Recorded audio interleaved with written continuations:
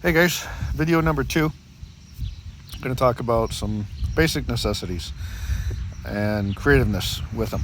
Uh, with this COVID situation, we learned that toilet paper was a hot commodity and hard to come by. And thankfully, a few months before this COVID situation happened, my wife and I went to India and learned that toilet paper is something they don't really use in India. They use this little spray nozzle or a bidet on the toilets after they go to the bathroom.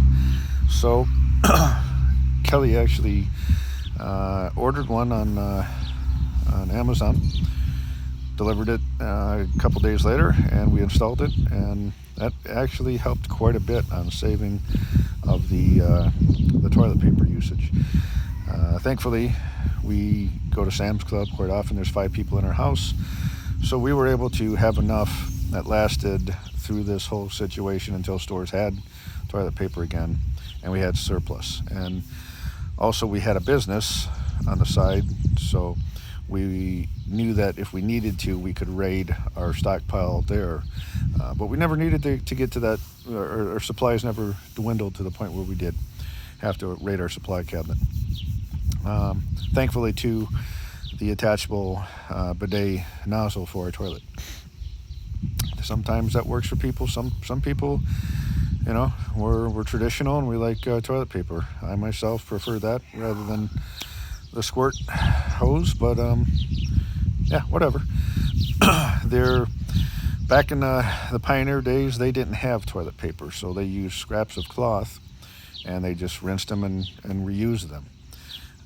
Just like the old days where they had cloth diapers, not disposable diapers. You used it, cleaned it, dried it, used it again. So, again, that's an alternative to toilet paper. We get very spoiled here in America, and we like our special brand of toilet paper, or scented, or pattern, or whatever.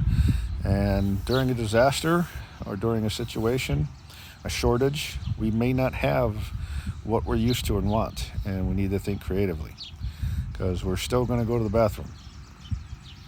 So that's one creative way we had to think.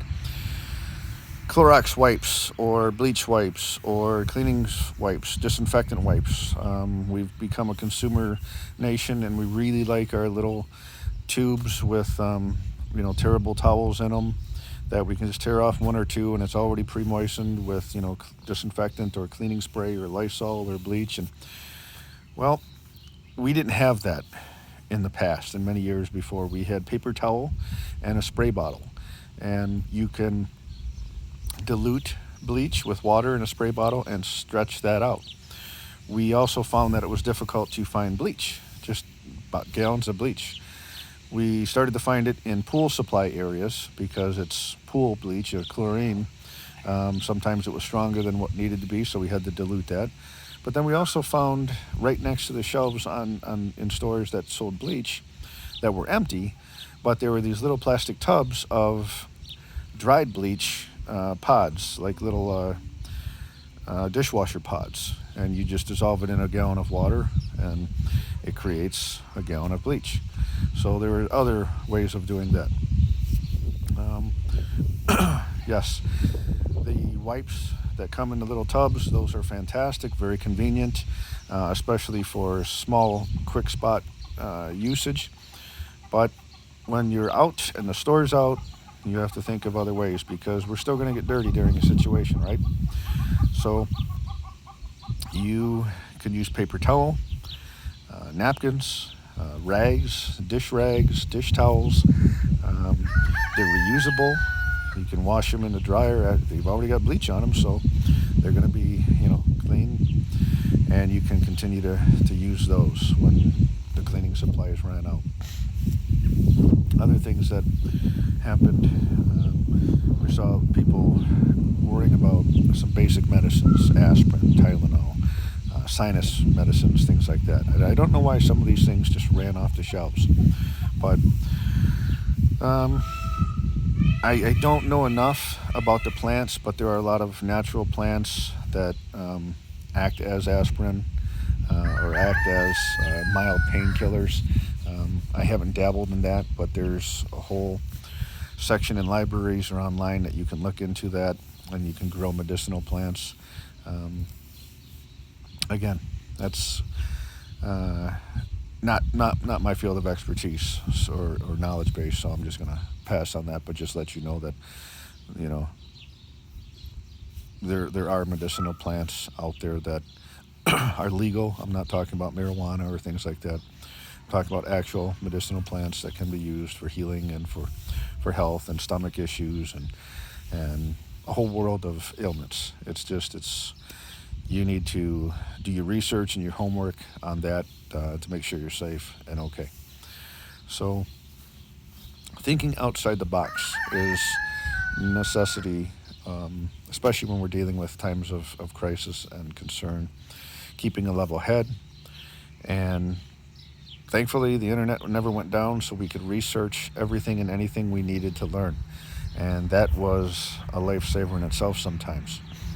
So just we've gotten very used to uh, a lot of luxuries in life, and a lot of luxuries that maybe our parents or grandparents didn't have.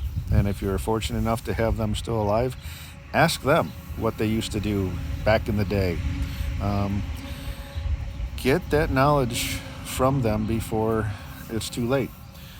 There's a whole world of knowledge that's dying off, and if we don't recover that knowledge before they die, then we've lost some valuable knowledge.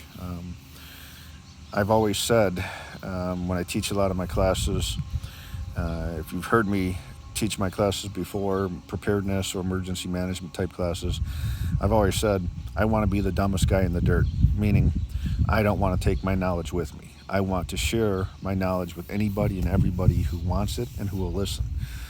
Um, I don't believe in getting rich on my knowledge. I believe in sharing my knowledge, and if it helps somebody, that's a bonus. Um, so it does me no good when I'm dead and in heaven. So take it. Uh, Other strange things that people have told me that have happened. First aid supplies. They stockpile old, clean T-shirts or things like that, and make their own triangular bandages or their own cravats and other type things for disasters or emergencies. And this is not a first aid class or a CPR class, but I highly recommend everybody in the world should take first aid and CPR training. And now with some of the active violent situations that are going on, like active shooter and things like that, I think everybody should know how to put on a tourniquet. And if you own a gun, you should own a tourniquet as well. And you should practice using both. Your tourniquet, practice shooting. Your tourniquet, practice applying it, and have somebody else put it on you as well. And actually put it on to where you're stopping blood flow. You don't want to keep it on, but know what that's going to feel like, and have them or know how much pressure you need to turn that windlass on that tourniquet to stop blood flow. And you don't want to have it still in the plastic and open it up when you need it and then read the directions. That's too late. You want to know how to use this and put that on pretty quickly. So looking at alternative ways of cleaning, alternative ways of going to the bathroom, cleaning yourself that way, alternative ways for cleaning the house, and ways to take care of yourself and prevent disasters or serious emergencies turning into life-threatening emergencies. So that's my gist of video 2. Thanks again for watching, and you guys can always reach out to me or contact me if you have questions or want to add to the videos or say, hey, that was totally wrong, you need to switch that. So I'm always open for suggestions and comments. Thank you.